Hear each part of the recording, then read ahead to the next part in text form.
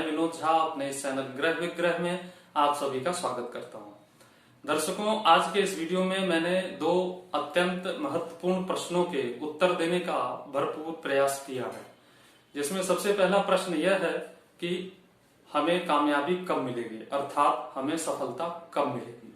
और दूसरा महत्वपूर्ण प्रश्न यह है कि मेरा भाग्य मेरा साथ क्यों नहीं देता।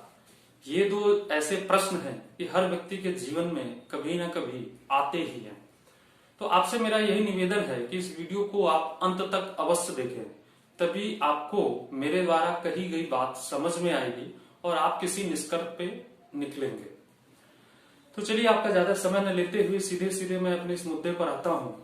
देखिए दर्शकों, सबसे पहले आपको यह समझना होगा कि आपके विचारों से ही आपके भाग्य का निर्माण होता है। Thoughts create destiny. आपके विचार ही आपके भाग्य का निर्माण करते हैं। अब जब यह स्थिति स्पष्ट हो जाए, यह कॉन्सेप्ट क्लियर हो जाए, यह पिक्चर क्लियर हो जाए कि हमारे विचारों द्वारा ही हमारे भाग्य का निर्माण होता है, उसके बाद अब अगर आपको अपने भाग्य में कुछ बदलाव करना है तो सिर्फ एक व्यक्ति है जो आपकी इसमें सहायता कर सकता है, और वह व्यक्ति आप स्वयं हैं। ये जो भाग्य है ये आपकी ही देन है। यहां पर एक चीज को समझना अत्यंत महत्वपूर्ण है कि आपके पिछले जन्मों के जो भी खाते हैं, जो भी अकाउंट्स हैं, वो हर जन्म में कैरी फॉरवर्ड होते होते इस जन्म में भी आ चुके हैं और इस जन्म में भी आपके साथ साथ वो चल रहे हैं। अब आपके मन में प्रश्न यह उठेगा कि मैंने तो बहुत अच्छे विचारों की कल्पना की थी, बहुत कड़ी मेहनत भी की, उसके बाद भी जो रिजल्ट आपको मिलना चाहिए, जो डेस्टिनी बननी चाहिए, वो नहीं बनी। देखिए, अब जो यह विचार है कि हमारे विचारों से ही हमारा भाग्य बनता है, यह विचार हमारे इस जन्म का ही नहीं, यह विचार हमारे पिछले कई जन्मों से हमारे साथ साथ चलता आया है। अब हमारे कुछ ऐसे कर्म हैं पूर्व जन्म के, जिनकी वजह से हमें जितनी सफलता मिलनी चाहिए हमें उतनी सफलता नहीं मिलती। वहीं पर कोई दूसरा व्यक्ति है, वह बिल्कुल भी मेहनत नहीं करता या आपकी जितनी मेहनत नहीं करता है, उसके बावजूद उसे मेहनत से कहीं ज्यादा मिलता है, मेहनत की अपेक्षा कई गुना मिलता है। यह बहुत बड़ा फैक्टर है।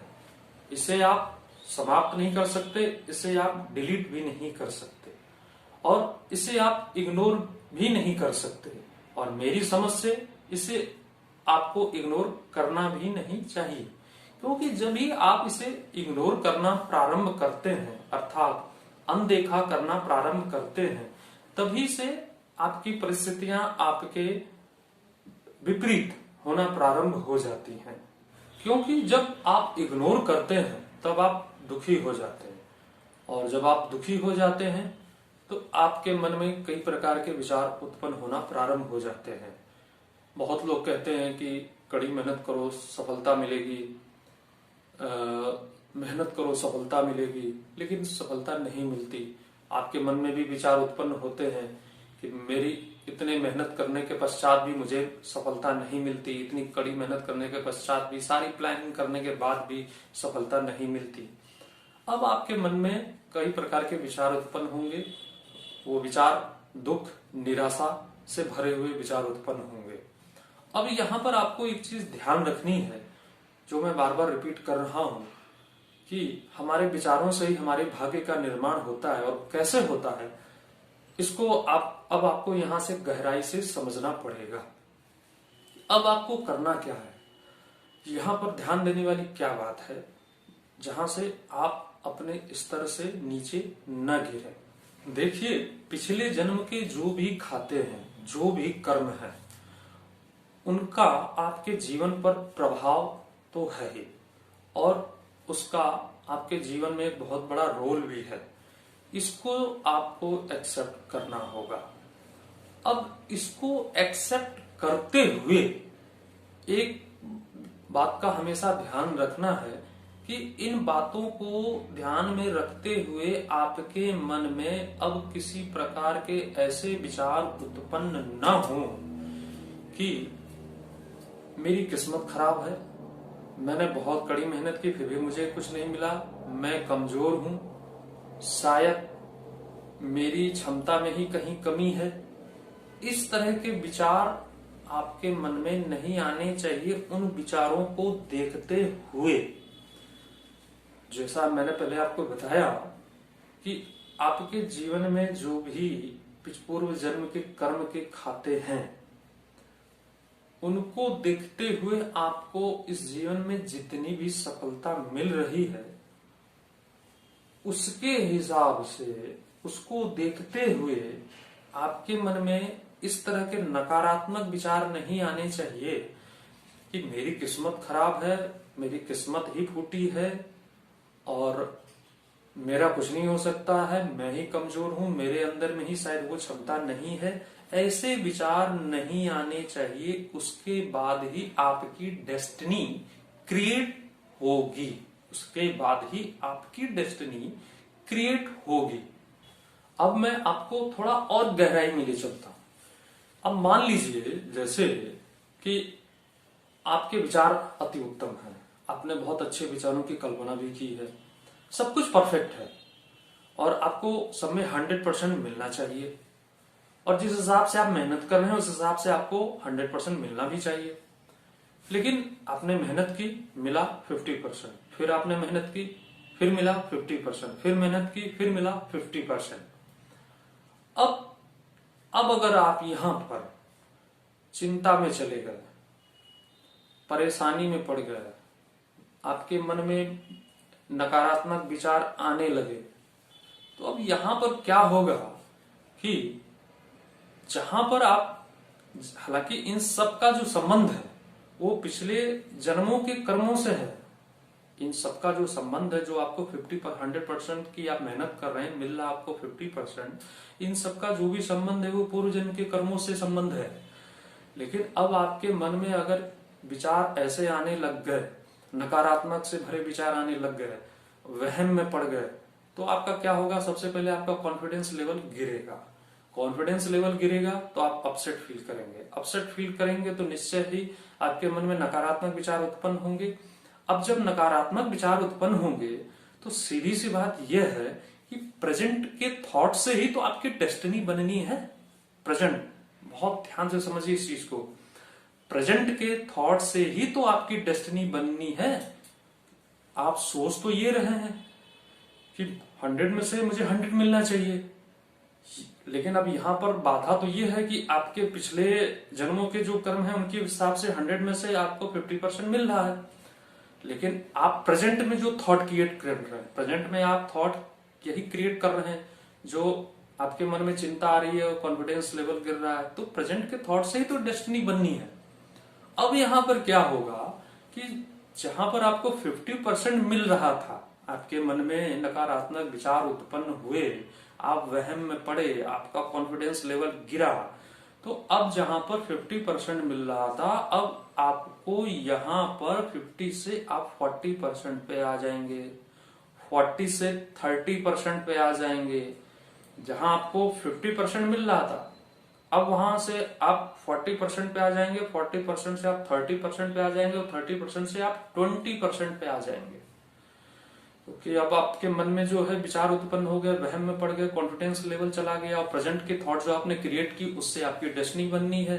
तो जहां पर आप मेहनत कर रहे थे तो वहां पर कम से कम आपको 100 में से 50% तो मिल रहा था, लेकिन अब यहां पर क्या हो गया कि 50 से 40, 40 से 30, 30 से 20। अब स्थिति ऐसी उत्पन्न हो चुकी है। अब आपको करना क्या है? देखिए, सबसे पहले तो आप 50% को एक्सेप्ट कीजिए, जो आपको 50% मिल रहा है उसको एक्सेप्ट कीजिए और हमेशा याद रखिए, थॉट्स क्रिएट डेस्टिनी। अब जब आप 50% को एक्सेप्ट करते हैं तो कम से कम आपके साथ ये तो नहीं होगा कि आप 50 से 40, 40 से 30 पे जा रहे हैं। 50 पर बने रहना ज्यादा बेहतर है या 50 से नीचे गिरना बेहतर है? तो आपको एक्सेप्ट करना होगा, जो 50 मिल रहा है उसको 50% को एक्सेप्ट करना होगा, क्योंकि अब आपके ऊपर निर्भर करता है कि अब आपको 50 को एक्सेप्ट करना है वो ज्यादा बेहतर है या 50 से 40, 40 से 30 तक जाना वो बेहतर है।